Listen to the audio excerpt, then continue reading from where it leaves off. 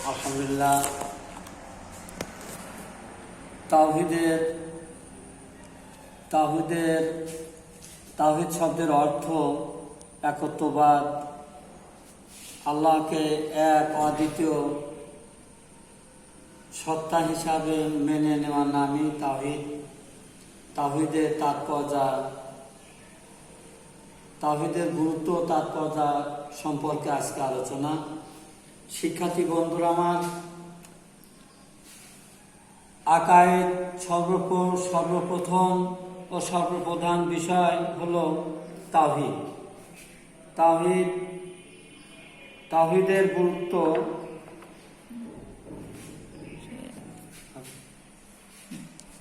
তাওহীদ আকায়েদের সর্বপ্রথম ও সর্বপ্রধান বিষয় হলো তাওহীদ। তাওহীদ বিশ্বাসের মাধ্যমেই মানুষ ঈমান ও ইসলামে প্রবেশ করে। তাওহীদ বা একত্ববাদে বিশ্বাসের পর আকায়েদের অন্যান্য বিষয় বিশ্বাস করতে হয়। তাওহীদ বিশ্বাস মানুষের জন্য অত্যন্ত গুরুত্বপূর্ণ।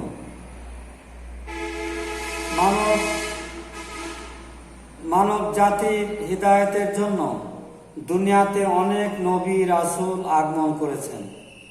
তারা সকলেই তাওহীদের দিকে মানুষকে আহ্বান করেছেন।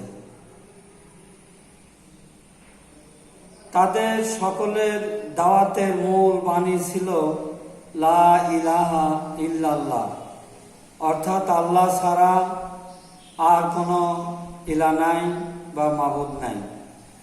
এমন কোনো নবী ছিলেন না যিনি তাওহীদের কথা বলেন নাই, বরং সকলে নবী রাসূলই তাওহীদের শিক্ষা প্রচার করেছেন। ইসলামের সকল বিধি বিধান তাওহীদের উপর প্রতিষ্ঠিত। তাওহীদের পরিপন্থী কোনো বিধান ইসলামে নেই। সালাত, যাকাত, সাওম, হজ সকল ইবাদতই এক আল্লাহ তাআলার জন্য করতে হয়। কোনো কিছু চাইতে হলে এক আল্লাহর নিকটে চাইতে হয়। এটাই ইসলামের শিক্ষা। অতএব ইসলামের তাওহীদের গুরুত্ব অপরিসীম। তাওহীদ বিশ্বাসে মানুষকে দুনিয়াতে ও আখিরাতে সফলতা এনে দেয়, কেননা তাওহীদ মানুষকে আল্লাহর পরিচয় দান করে। মানুষ আল্লাহ তাআলার ক্ষমতা ও গুণাবলী জানতে পারে। দুনিয়ার কাজ কর্মের জন্য মানুষকে পরকালে আল্লাহর নিকট জবাবদিহি করতে হবে। এ শিক্ষাই তাওহীদের মাধ্যমে লাভ করা যায়। শিক্ষার দ্বারা মানুষ অন্যায় কাজ হতে বিরত থাকলে এর ফলে সে আখিরাতে সফলতা লাভ করবে। দুনিয়ার জীবনে তাওহীদের বিশ্বাসের গুরুত্ব অত্যন্ত বেশি। তাওহীদে বিশ্বাসীগণ শুধু আল্লাহ তাআলার সামনে মাথা নত করে, অন্য কারোর সামনে সে মাথা নত করে না। পক্ষান্তরে তাওহীদ বিশ্বাস না করলে মানুষ বিপদগামী হয়ে যায়। সে গাছপালা, পশু পাখি, চন্দ্র সূর্য ইত্যাদি নিকট মাথা নত করে, নানা মূর্তি পূজা করতে থাকে। ফলে মানুষের আত্মমর্যাদা বিনষ্ট হয়। তাওহীদের বিশ্বাসে মানুষের মধ্যে আত্মসম্মান ও আত্মসচেতনতা জাগিয়ে তোলে। তাওহীদ বা আল্লাহর একত্ববাদ বিশ্বাস মানুষকে এক জাতির বোধ এনে দেয়।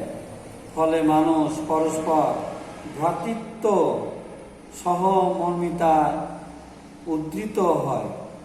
পক্ষান্তরে শিক্ষক বা বহু উপাস্যের বিশ্বাস মানুষকে বহুদল গোষ্ঠীতে বিভক্ত করে দেয়। এক মানব জাতির বিভাগ পরিণতি পরস্পর সংঘর্ষ ও হানাহানির কারণ হয়। এতে শান্তি ও মানবতা বিপর্যয় হয়। তাওহীদ বিশ্বাস মানুষকে এক আল্লাহ তাআলার প্রতি নির্ভরশীল করে। ফলে বিপদ আপদে দুঃখ কষ্টে মানুষ হতাশ বা নিরাশ হয় না, বরং আল্লাহর উপর ভরসা রেখে পূর্ণদমে কাজ করতে থাকে এবং সফলতা লাভ করে। এভাবে তাওহীদ বিশ্বাসকে মানুষকে দুনিয়ার জীবনে সুখ ও শান্তি, সফলতার দুয়ার খুলে দেয়। কত বিশাল ও বিশ্ব জগৎ! আমাদের পৃথিবী এর সামান্য অংশ মাত্র। বড় বড় গ্রন্থ, নক্ষত্র, ছায়াপথ, নীহারিকা, গ্যালাক্সি ও বিশ্ব জগতে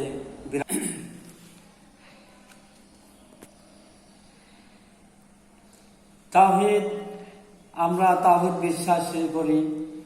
ফলে ক্ষেত খামার সবাই ভালোবাসি। গাছপালা আম হয়, জাম গাছে জাম।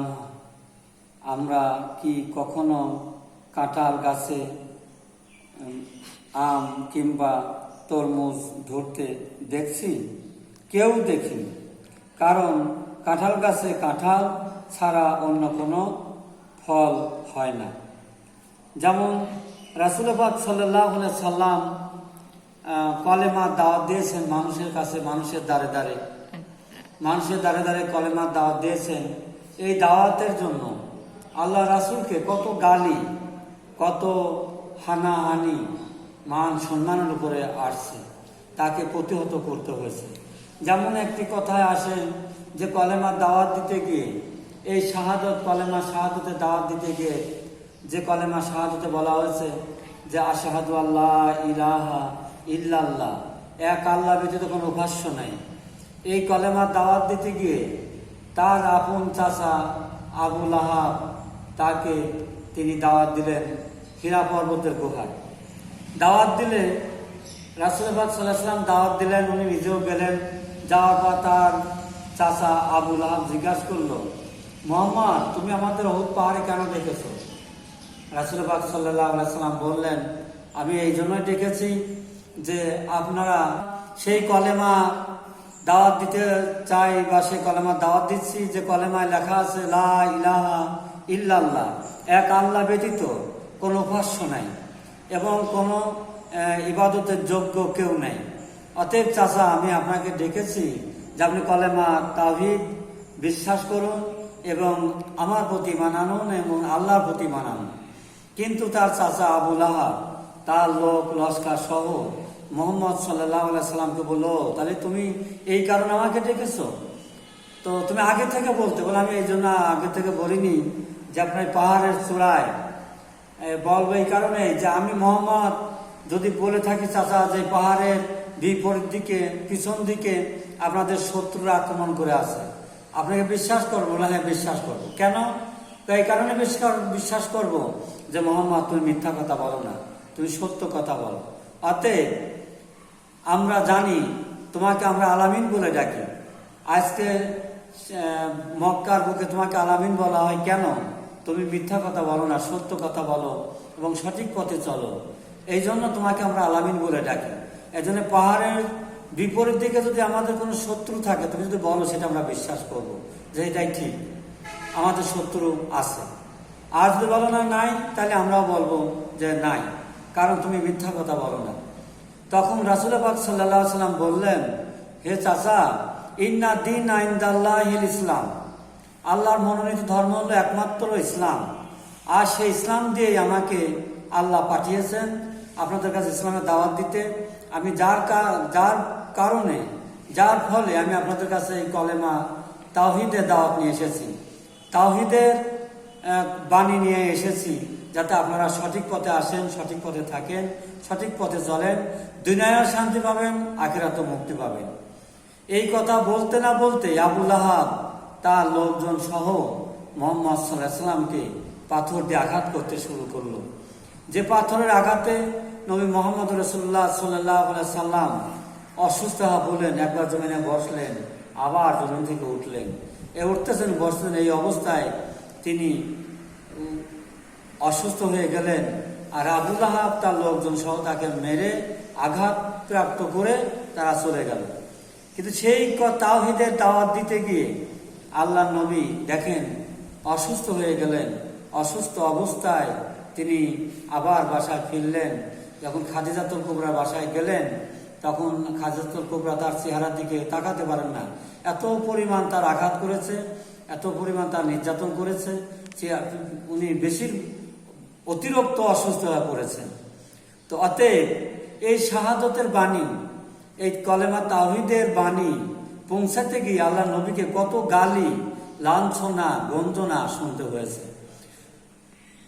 শিক্ষার্থীরা আমাদের স্মরণ রাখতে হবে যে আমরা এই কলেমার, এই তাওহীদের বাণী আমরা নিজেরা শুনব এবং তদ অনুযায়ী জীবনযাপন করব, এবং আমাদের পরিবার পরিজনদেরও তাদের কাছে আমরা এই তাওহীদের দাওয়াত পৌঁছিয়ে দেব, যাতে করে তারা এই তাওহীদের দাওয়াত গ্রহণ করে এবং তদ অনুযায়ী জীবনযাপন করে। তাহলে কি হবে? তারা দুনিয়ায়ও শান্তি পাবে, আখিরাতেও মুক্তি পাবে। যেমন রাসূল পাক সাল্লাল্লাহু আলাইহি ওয়াসাল্লামকে আবু লাহাব, তার চাচা আবু লাহাব তাকে আঘাত করেছে, নির্যাতন করেছে, জুলুম করেছে, কিন্তু তার চাচা আমির হামজা ওখানে তার জীবনের মধ্যে উল্লেখ করেছে যে আমির হামজা ওনার চাচা, আপন চাচা, এই আমির হামজা উনি হরিণ শিকারে গেছেন। হরিণ শিকার করতে গিয়ে হরিণীকে শিকার করেওছে, হরিণ দাঁড়িয়ে আছে, উনি তখন হরিণীর কাছে আগায় গেল। আগায় গেলে হরিণী জবান আল্লাহ করে দিয়ে বললেন যে হরিণ বলছে যে হে আমির হামজা, আপনি এত শক্তিশালী যে আমি আপনার হাত থেকে রেহাই পাইনি, আর রেহাই পাওয়ার আশাও আমি করিনি, কারণ আপনি অত্যাধিক শক্তিশালী। আমি আপনার হাত থেকে যদি পালিয়ে যেতে চাই, আপনি আমাকে যেতে দেবেন না, আমাকে মেরে ফেলবেন। অতএব আমি সুস্থ শরীরে, সশরীরে আমি আপনার সামনে দাঁড়িয়ে আছি।